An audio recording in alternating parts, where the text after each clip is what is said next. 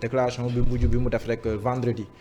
mu ngi ci adresse un message à la France ce n'était pas la première fois ni jàpp ne défiance la ñeneen ñi jàpp ne populisme la parce que fu mu toll nii le débat le sentiment anti-français entre guillemets Sénégal foo ko jaay mu jar dégg Afrique fu mu toll nii foo ko jaay mu jar loolu ñenn ñi jàpp ne populisme la si ñaar yi ban la si wala am na ñetteel. alors d'ailleurs c'est édifiant boo nee défiance rek dafa am lu muy tekki parce que bu ñu défier kan la ñuy défier du ñu défier ku tekkiwul dara wala du ñu défier koo xam ne nootul kenn ku jiite wala kuy noot la ñuy défier dëgg la wala dëgg kilifa la ñuy défier. waaw léegi France dans quelle mesure la ñu war a nekk dans une défiance étant donné dafay dëkk ñuy doon dëkk bu fekkee ni ñun gëm nañu suñu bopp il n'y a pas l'idée de défier qui que ce soit parce que ñun ak France ñoo war a tolloo en terme de li nga xam ne mooy gouvernance li nga xam ne mooy souveraineté nañu lijjanti ñoom li ñu war a lijjanti ñun ñu lijjanti li ñu war a lijjanti xanaa loolu kay jaru xuloo jaru xeex wax waa France ni que nañu toppatoo li nga xamante ni mooy seen gouvernance ñoom bàyyi ñun lijjanti li nga xamante ni mooy suñu façon de faire ñun loolu ana ci défiance loolu kay au contraire c'était le minimum à faire. du populisme. populisme dans quelle mesure mooy li ma lay wax nii léegi xam nga dama la jàpp ci défiance bi. ma wax la populisme c'est la même manière xam nga nee nga foo ko jaay mu jar mais lu tax foo ko jaay mu jar parce que les populations du ma ne sax Sénégal comme ni nga ko waxee mais Afrique yëpp tout le monde s'est réveillé noot bi dafa yàgg. te dafa metti ñoom ñëpp ñu jóg ne loolu dafa war a jeex mais c'est le minimum pour les gouvernements wala suñu gouvernants yi wala ñi nga xam ne dañuy ambitionner pour diriger ay dëkk ñu topp ci li nga xam ne seen population loolu la bëgg c'est un minimum pour man quand on parle de populisme on parle pour plaire aux gens mais il faut au contraire ànd ci li population bi bëgg France avec foo ko jaay mu jaay population bëgg rek moom mooy liy gën ci moom. population yi dañ lay fal pour lan. pour nga def li gën ci ñoom. voilà pour nga def li gën ci ñoom. ci kaw nga xam li ñu bëgg ak li leen war enfin li la war yow ci ñoom. mais balaa loolu il faut nga déglu leen. par exemple dama la jox benn exemple bu banal. ñaanu ma ko yàlla mais bu lakk bu garaaw a garaaw amee Sénégal sax. faaw ñoom ñoo jàpp ci. waa France ñoo jàpp si pour dimbali nga. pourquoi waa France nga singali ci waa France ñaata pays moo am ci monde bi. mais parce que loolu réalité bi ñuy dund Sénégal. waaw mais réalité boobu mënut a changer. waaw mais est-ce que mën nga ñëw rek changer ko nii. waaw non personne n'a dit qu'il faut le changer tout de suite mais il faut que d'abord ñun ñu yeewi sur le fait que France rek existé wul ci monde bi. est-ce que réalisme mais tam am nañ ay rapports historiques yu war a justifier loolu. waaw mais rapport historique est-ce que ça doit justifier que dañ cee war a taxaw rek lu ñu wax ñu ne France. xam nga wax nga ko sànq on a diversifié nos partenariats Turquie ñëw na fi Chine ñëw na fi keneen ak keneen ñëw na fi mais il faut aller dans ce cadre-là pourquoi on doit singulariser la France pourquoi wax nga ko on a des rapports historiques yooyu dafa war a continuer mais foofu la war a yem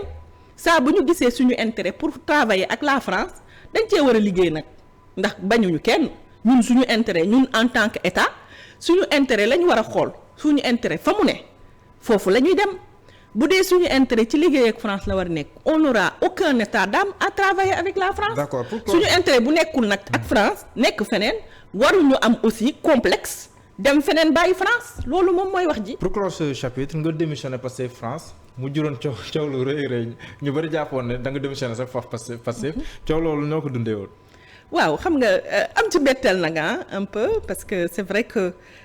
man loolu surprendre na ma parce que dama jëloon décision man ñibbi sama dëkk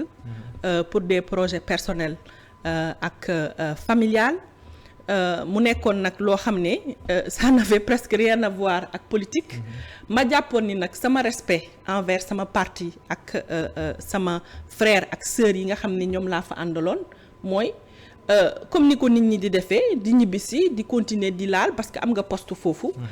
man je considère pour liggéey bi gën a dem je ne pouvais plus m'engager foofu en France ça ne va pas dire que ni damay bàyyi parti bi damay joxe rek léegi yi nga xam ne moom laa fa amoon keneen ki fa nekk continuer ko man ma nekk ci yeneen activité fii ci Pastef Sénégal mais ni ñu interpréter en effet démission boobu loolu day wane rek ni que waaw Pastef nag dafa gëlëmal ñëpp parce que dañuy xool rek loo xamante ni war nañ ko mën a seppi ci Pastef ba mun leen ko boole rek moo tax xëy na démission bi jëloon une certaine ampleur mais il n'y a jamais eu de démission c'est juste loo xamante ni c'était tout à fait normal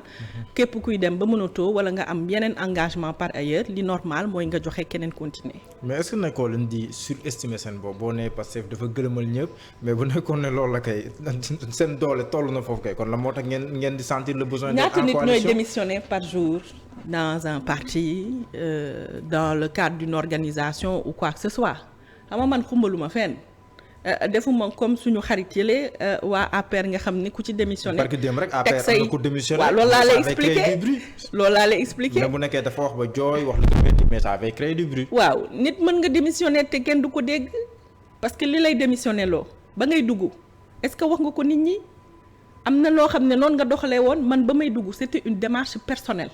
c'est-à-dire que kenn jëlul téléphone am woo ma kenn ñëwul fëgg sama kër ne ma kaay dugg Pastef man maa toog ba xoolaat xam li ma bëgg xam li ma bëggal sama Sénégal